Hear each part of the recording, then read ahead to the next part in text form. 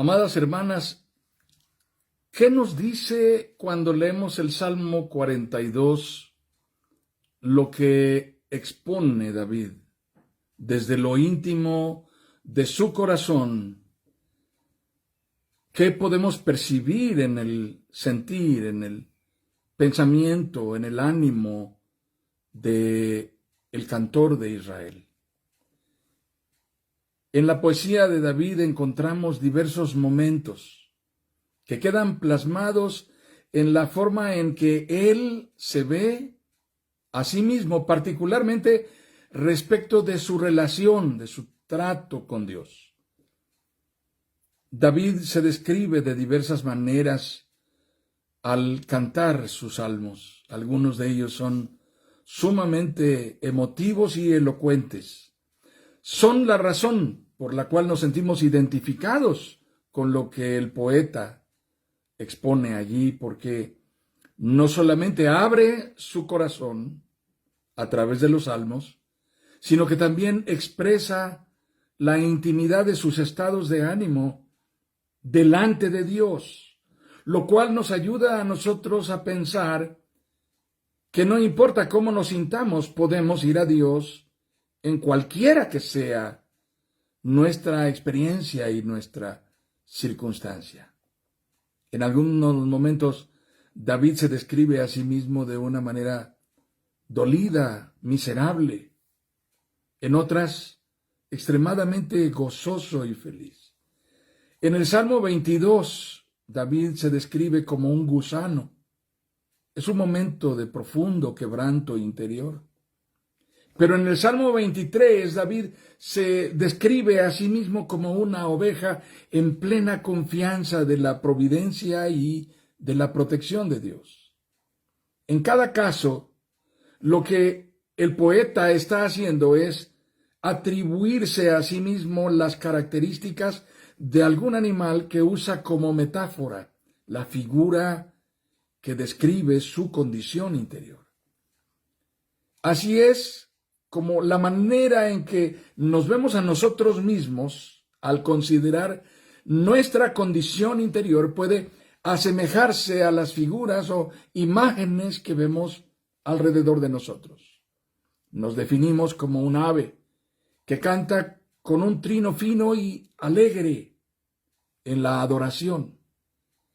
También me compararía con un frágil polluelo de águila para describir mi condición vulnerable en momentos de debilidad. Usamos figuras que describen nuestra realidad interior. Son metáforas, una figura retórica del lenguaje. Pero, ¿qué significa la figura del siervo jadeante? Permítanme compartir con ustedes un poquito acerca de esta pregunta. Los ciervos son rumiantes. Tienen un sistema digestivo sumamente complicado. Ingieren grandes cantidades de pastura y la reservan en una sección de su aparato digestivo para después procesarla, devolviéndola a la molienda de sus dientes antes de finalmente digerirla. Eso los condiciona a depender de grandes cantidades de agua. Para su adecuada digestión dependen de agua abundante. Sin embargo, en determinadas estaciones del año el agua escasea. Los ciervos entran en una etapa de celo que se llama berreo. Es el momento cuando adoptan comportamientos agresivos y contienden entre los machos maduros a fin de conseguir su propio séquito de hembras que garantizarán la reproducción de una nueva generación sana y fuerte de ciervos que serán competitivos y podrán preservar la especie. El ciervo es uno de los más hermosos animales de las zonas llanas y boscosas. Incluso pueden sobrevivir en zonas medianamente desérticas. Su belleza está asociada con su cornamenta que los hace verse imponentes y les otorga una apariencia majestuosa en medio de su entorno. Pero, en contraste con esto, la causa de su belleza e impresionante majestad le significa al ciervo al mismo tiempo una enorme desventaja. porque con facilidad los siervos suelen encontrarse atrapados debido a que sus astas, que han crecido demasiado, se han enredado en los ramajes de su entorno. Son entonces fácil presa. ¿Por qué el Salmo 42 es un salmo que leemos recurrentemente? ¿Qué hay en él que tenemos tanto aprecio por la manera en que el salmista describe su realidad espiritual utilizando la figura retórica de esa metáfora del siervo? David se ve a sí mismo como un siervo majestuoso, admirable, al que parece no negársele nada, que parece tenerlo todo, poseerlo todo, competir poderosamente, ser dominante, pero al mismo tiempo débil, vulnerable. En este caso, como se describe a sí mismo, sediento, anhelante de llegar al abrevadero en donde encontrará agua suficiente para él y también para el hato de siervos y siervas al que llama con su bramido. La majestad y belleza de las astas del siervo no significan forma alguna de invulnerabilidad o de absoluta fortaleza. Los siervos solo acuden al abrevadero una vez al día. Casi siempre esto sucede al atardecer. Esto es porque el momento de remanso en el cual se refrescan suele coincidir con la circunstancia de mayor riesgo en la que pueden ser presa fácil de sus depredadores. Los bebederos son un sitio de riesgo a la vez que un sitio de satisfacción. Pero la mayor y la más inspiradora expresión de David, la que más nos cautiva en este Salmo 42, la figura de esta metáfora y la parte más interesante y más descriptiva de la condición interior del alma, es cuando dice: como el ciervo brama por las corrientes de las aguas, así clama por ti, oh Dios, el alma mía. Así clama por ti, oh Dios, el alma mía. Mi alma tiene sed de Dios, sed del Dios vivo.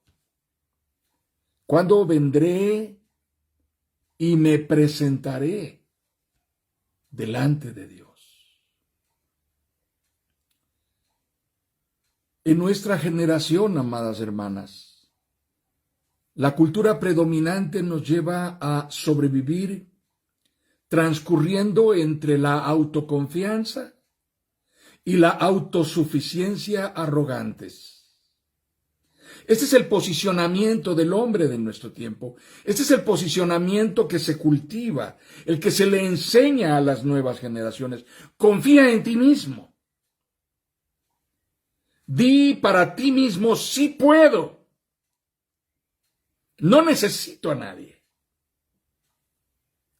Cuán dependientes somos desde esta escuela de pensamiento, desde esta influencia poderosa que penetra cada vez en la mente de las nuevas generaciones.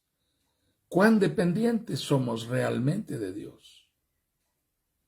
En nuestro tiempo, amadas hermanas, estamos enfocados de manera que no nos permitimos dar muestra de debilidad o de vulnerabilidad.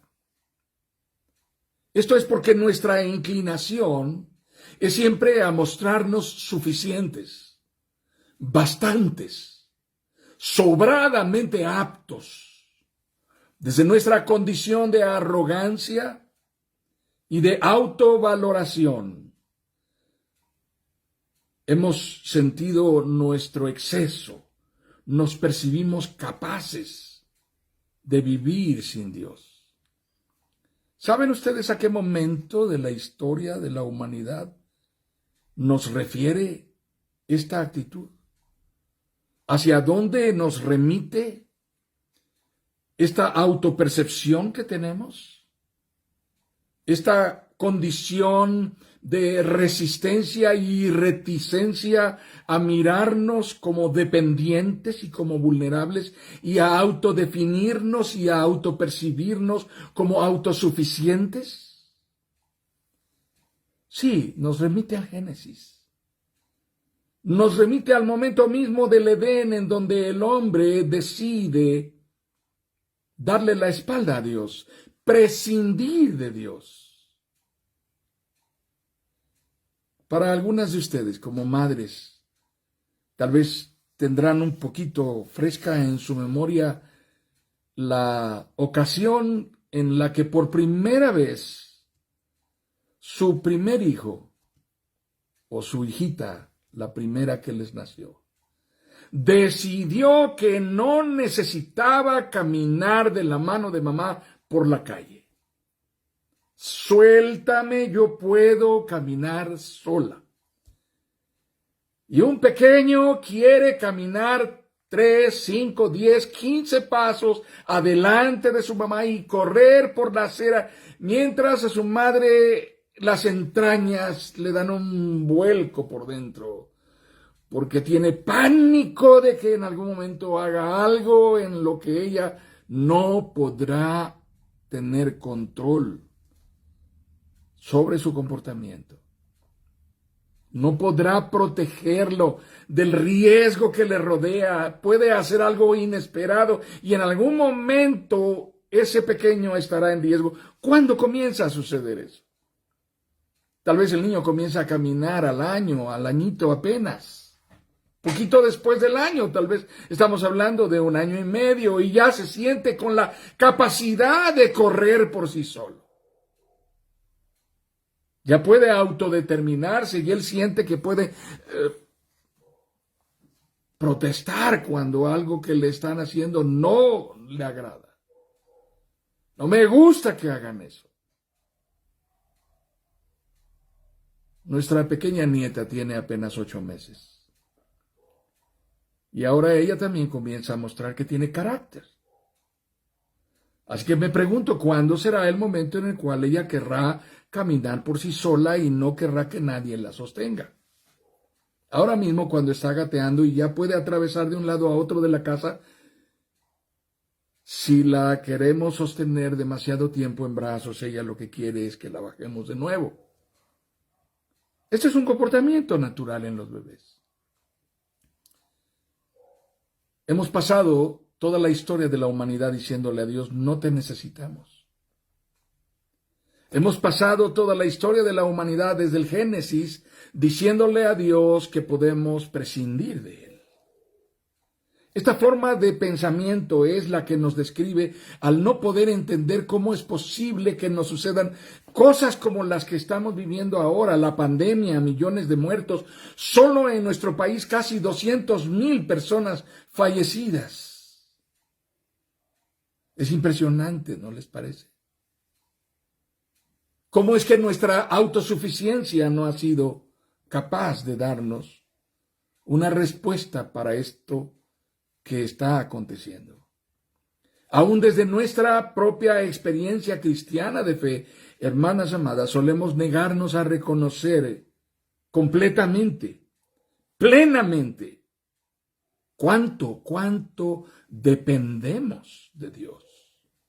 Cuán frágiles y cuán vulnerables somos. Y en ocasiones, cuando nos volteamos para mirar a Dios, lo hacemos para reclamarle cuando algo no salió conforme a nuestros planes, a nuestros proyectos, a nuestros derroteros y metas en la vida. Si como pastor a lo largo de tantos años me he encontrado con este tipo de pensamientos. Es un hecho que responsabilizamos a Dios de no hacer aquello que le encomendamos. porque nos sentimos de alguna manera acreedores de Dios. Sentimos que Dios nos debe algo. Sentimos que Dios se comprometió a hacer algo, y cuando nuestros anhelos no se cumplen, cuando nuestros sueños, nuestros planes, nuestras aspiraciones, nuestras metas no se logran, vamos a Dios y le reclamamos. Vamos a Dios y le dejamos sentir nuestra inconformidad. Vamos a Dios y le hacemos sentir que Él se comprometió y que hay algo que no está cumpliendo. Él prometió hacer lo que nosotros le pidamos en el nombre de su Hijo Jesús. Y nos cuesta trabajo aceptar que por encima de nuestras propias expectativas, por encima de nuestros propios anhelos, por encima de nuestros propios proyectos y sueños, Dios es soberano. Dios puede cambiar el plan, nuestro plan. Él tiene su propio plan. Y el conflicto en el Edén es el mismo del hombre de hoy. El conflicto es con la soberanía de Dios. La autoridad de Dios que dijo, puedes tomar todo lo que quieras. Todo lo que está aquí es para ti, puedes usarlo. Está a tu disposición, excepto esto. Esto me pertenece a mí. Esto es absolutamente mío. No puedes tocarlo de una manera en la que al hacerlo tú estás dando la espalda a tu Creador. Y al hombre se le hizo poco. La orden de Dios se le hizo cosa menor. El hombre sigue pensando que el pecado es cosa menor, no es tan grave, no es tan malo, poco pecado no mata. La mentalidad es que poco veneno no mata. Las abuelas lo decían.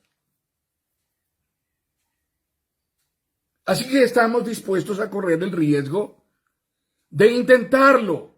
Intentar prescindir del juicio de Dios, intentar prescindir del orden de Dios, intentar prescindir de lo que Dios mandó y vivir bajo nuestro criterio de autosuficiencia. Así que nos autosatisfacemos, nos autogratificamos. Pero volviendo al Salmo 42, ¿qué es lo que nos hace sentirnos profundamente identificados con sus palabras? Haciendo un análisis honesto, siendo apegados a la verdad, muy poco o casi nada de nuestras expectativas. Y esa es la razón del tema de nuestra reflexión. Esa es la razón del tema de nuestro pensamiento central esta tarde. Todo lo que anhelamos está en Él.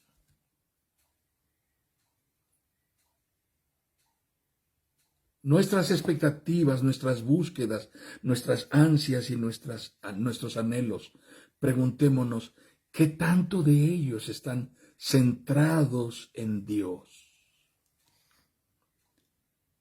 ¿Qué tanto de nuestros sueños, qué tanto de lo que más anhelamos en la vida, qué tanto de lo que más deseamos y de lo que más amamos está centrado en Dios? Esto significa que no es Dios con frecuencia. No es Dios de quien buscamos saciarnos. Permítanme entrar en este terreno vulnerable de reflexión y de análisis. No es Dios de quien buscamos saciarnos, sino que buscamos saciarnos de todo lo que podemos conseguir de Dios. Nuestra búsqueda está centrada en lo que recibimos de Dios, pero no en Dios. Creo que podría ilustrarlo de una manera mucho más puntual, de una manera mucho más clara y mucho más pertinente y cercana a la realidad que tantas esposas y madres viven hoy en día. Yo no sé si alguna de ustedes alguna vez tuvo la ocurrencia, solo como una especie de puntada que vino a la mente y de pronto, ¡pum!, lo disparó. La ocurrencia de preguntarle a su esposo, ¿por qué me amas? ¿Por qué te casaste conmigo? Ay, amadas hermanas, es la cosa menos indicada, la más inapropiada que una mujer le puede preguntar a su marido. Yo he hablado con muchos maridos y les he dicho, cuando les hagan esa pregunta, por favor, cállate. No respondas a quemarropa ni a bote pronto, no respondas. Tómate tu tiempo, piensa antes de abrir la boca, porque estás en un terreno sumamente resbaladizo. Cualquier esposa o madre de familia sabe lo que es ser apreciada por lo que hace para las personas que ama, su familia. Y al final de cuentas, en resumen, terminar cada día sintiéndose no valorada suficientemente. Tal vez estoy equivocado en el caso de una o dos de ustedes, pero en términos generales, esta es una especie de cultura, un patrón de comportamiento, un estereotipo y un referente de lo que cada mujer vive todos los días de su vida. Es apreciada, es valorada por los demás, por todas las cosas que reciben de ella. Aún muertas, lo que dicen en el velorio es, ¿cómo me acuerdo de sus enchiladas? No me puedo olvidar de sus panuchos, no me puedo olvidar de sus albutes, de la cochinita pibil que hacía. No me puedo olvidar de todo eso. Pero no tienen la capacidad de hablar de su corazón, no tienen la capacidad de recordar demasiado de sus palabras, de sus consejos. Así que algunas mujeres cristianas temerosas de Dios estarán en la memoria de sus hijos que está vinculada con el estómago y no con el alma. Es posible que algunos de ellos remotamente recordarán que oraba y dirán, ay, no, mi mamá oraba y largo, qué bárbaro. Cuando le decían, mamá, da gracias por los alimentos, nos daba miedo de verdad. No. Así que la herencia de fe parece tener poco impacto. Dios nos guarde de eso, hermanas. Pregúntense cómo se siente Dios cuando la única razón por la cual estamos enfocados en Él es por aquello que anhelamos recibir de Él. Los beneficios que nos interesa obtener de Dios. Los bienes de los cuales nos sentimos acreedores. Tú prometiste que me ibas a librar del mal. Tú prometiste que me iría bien. Tú prometiste que sería yo feliz. Tú prometiste que tendría paz. Tú prometiste que no me faltaría nada. Tú prometiste que no tendría miedo. Tú prometiste que no me enfermaría.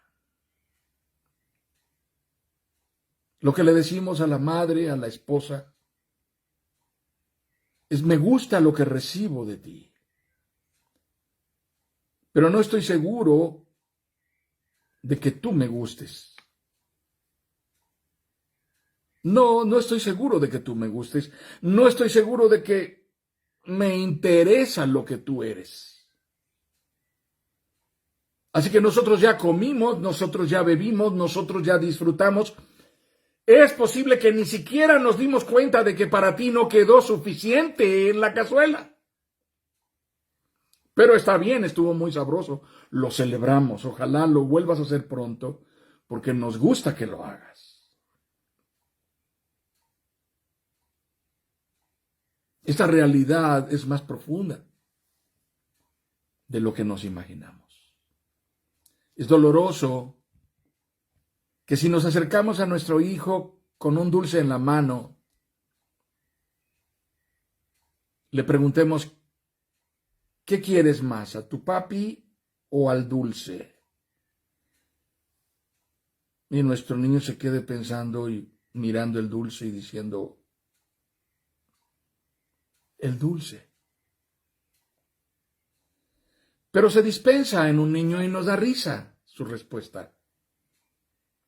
Nos da risa, nos alegra, nos divierte, porque su madurez no le permite discernir qué es lo que vale más. Pero cuando somos hijos de Dios, cuando somos creyentes en Jesucristo y hemos perseverado por tanto tiempo en el camino de Dios, no podemos valorar más las cosas que obtenemos de Dios por encima de Dios mismo.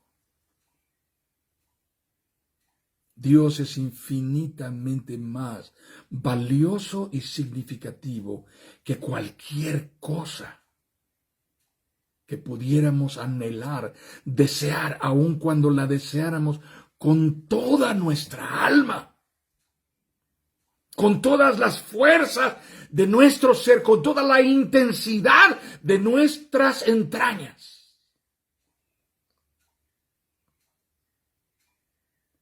Es admirable, hermanas, la historia de Ana. Esto es lo que Ana hizo. ¿Qué fue lo que Ana llegó a amar y anhelar más en su vida por encima de cualquier otra cosa?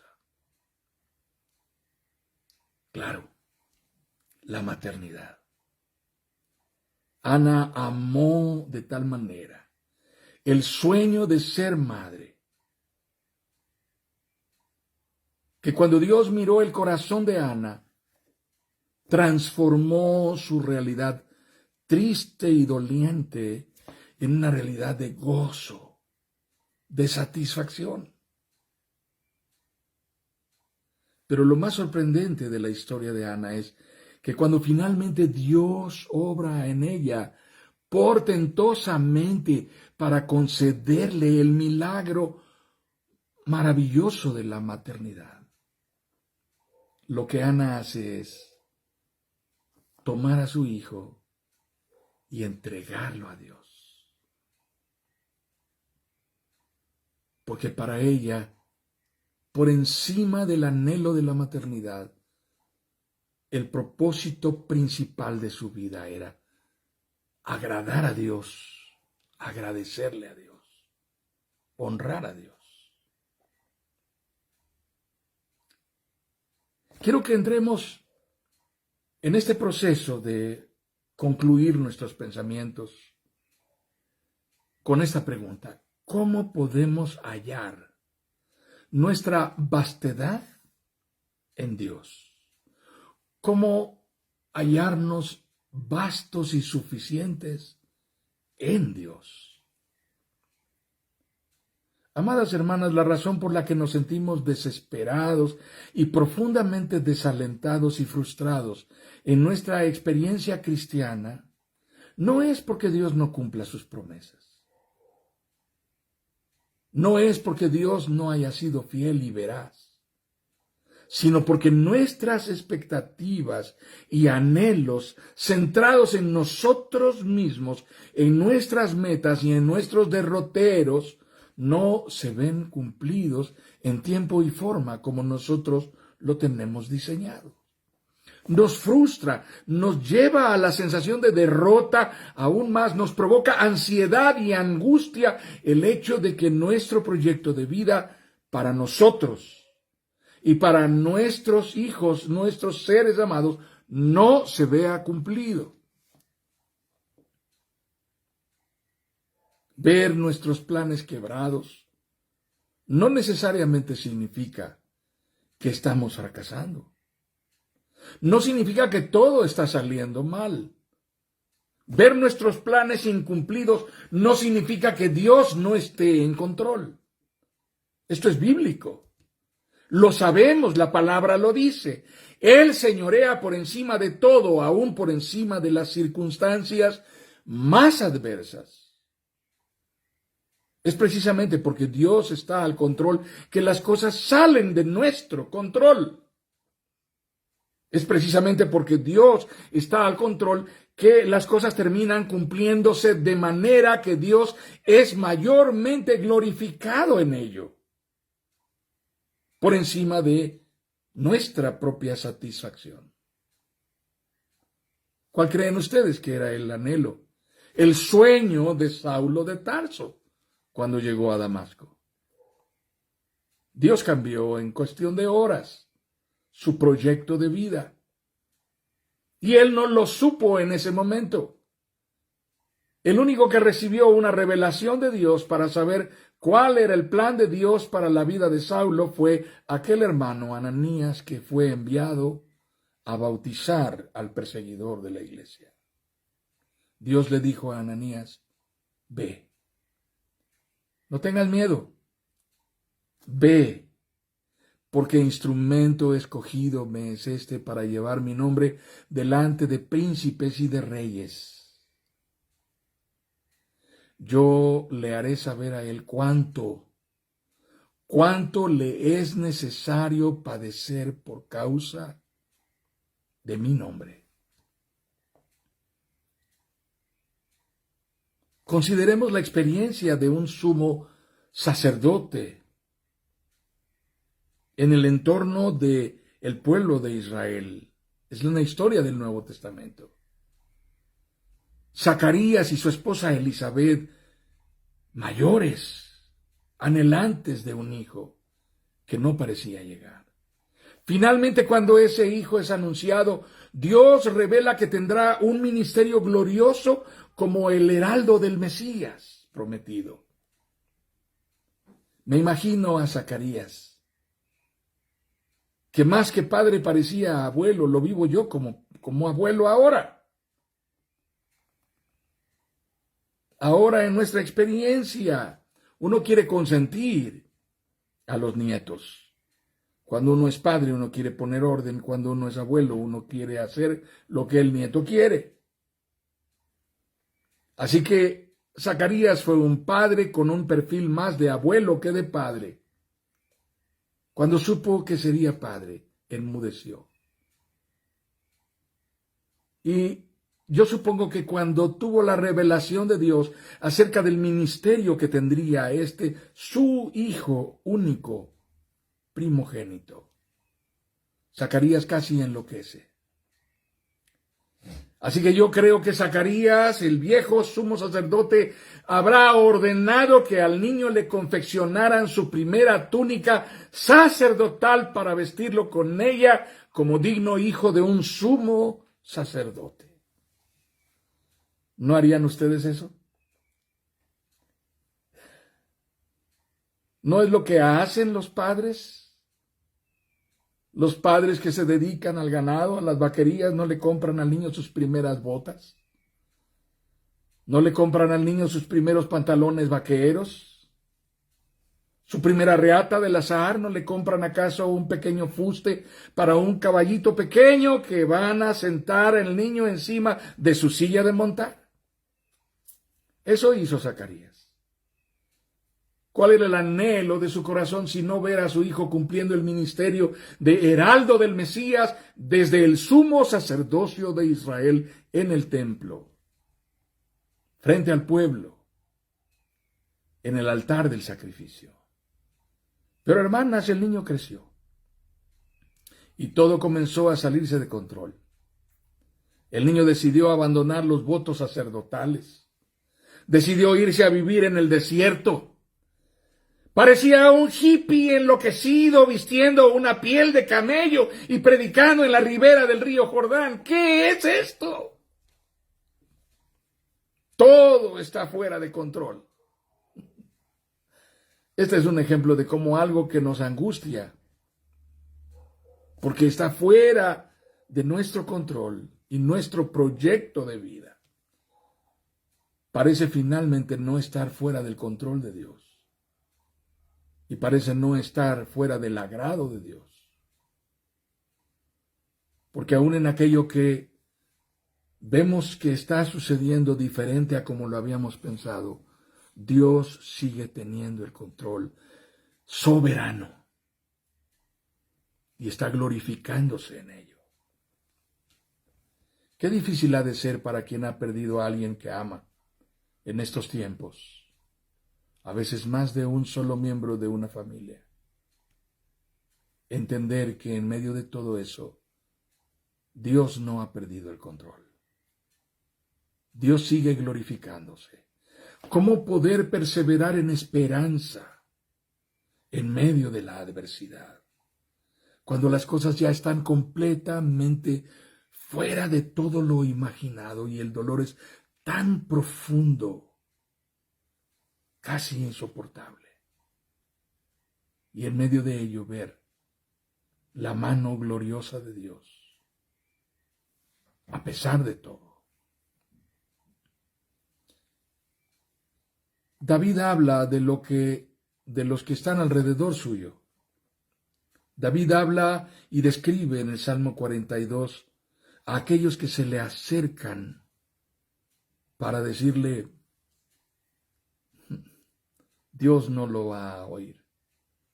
Dios no le va a responder.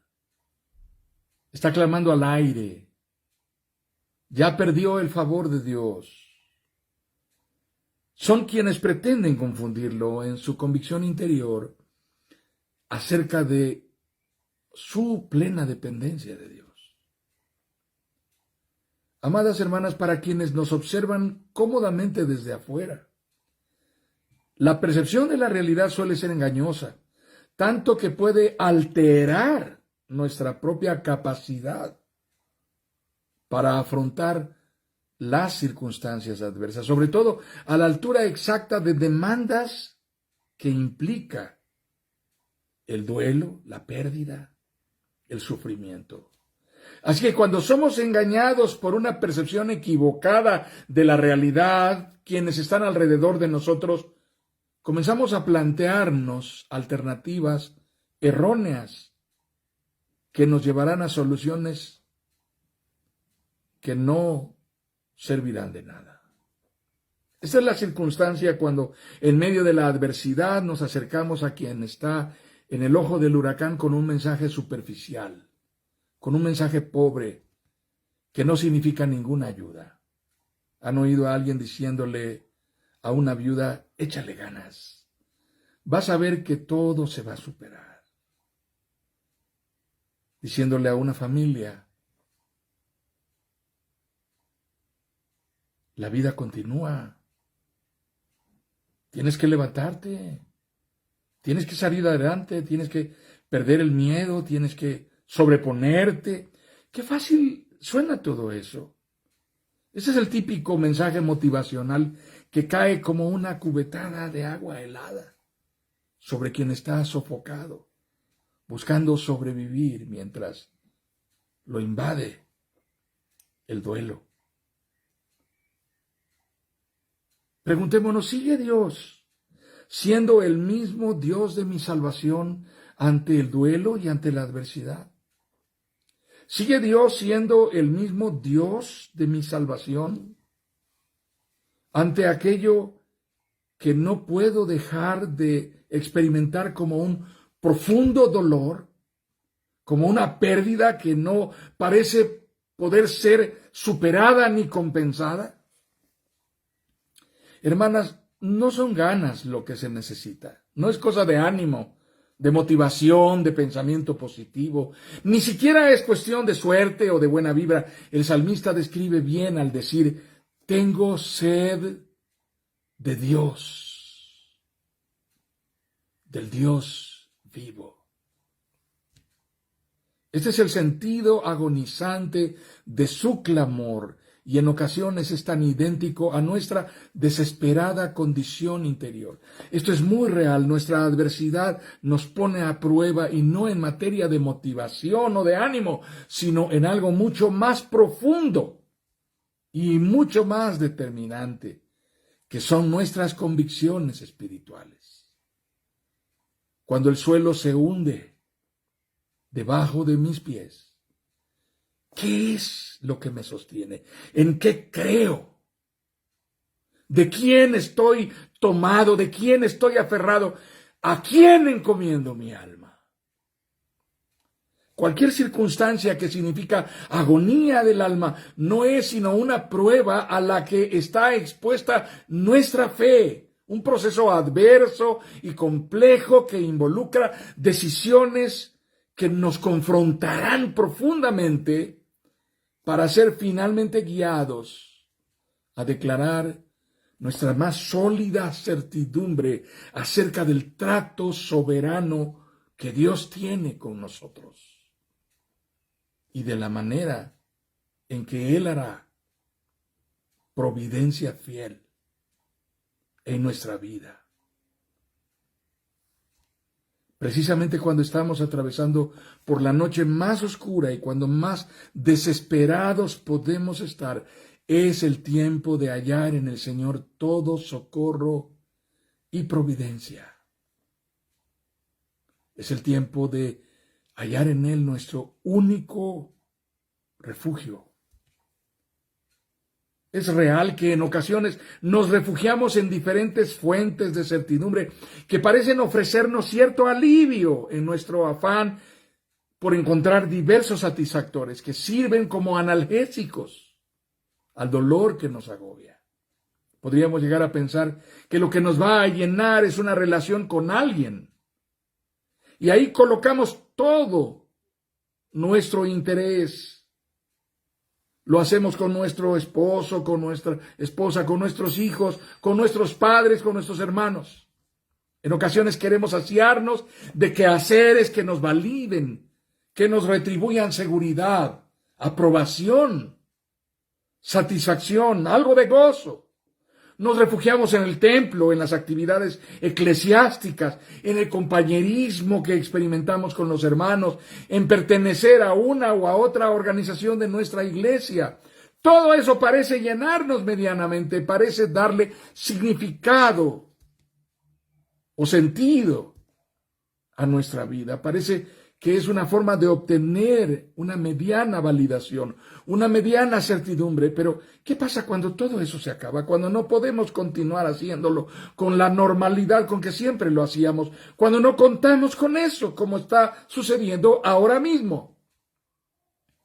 Observen cómo el salmista dice allí: yo me acuerdo cuando iba delante del pueblo y los convocaba para adorar a Dios en medio del pueblo en fiesta, los gritos de alabanza, de júbilo. Pero eso no lo podemos hacer ahora. No podemos ni siquiera congregarnos con facilidad. Estamos viviendo y experimentando una escuela de la completa dependencia de Dios. Hemos sido llevados allí. Amadas hermanas, todo lo que anhelamos está en Él.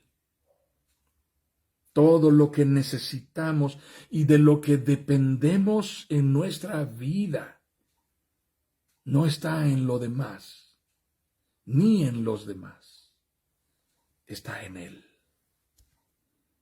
a quien David llama el Dios de mi salvación. Él es el Dios de nuestra salvación. Declaremos nuestra fe en este día por la fidelidad de Dios, por la providencia de Dios, por la soberana gracia de Dios que nos sostiene. Digamos con David: ¿por qué te abates, oh alma mía? ¿Y por qué te turbas dentro de mí? Espera en Dios, porque aún he de alabarle. Salvación mía y Dios mío.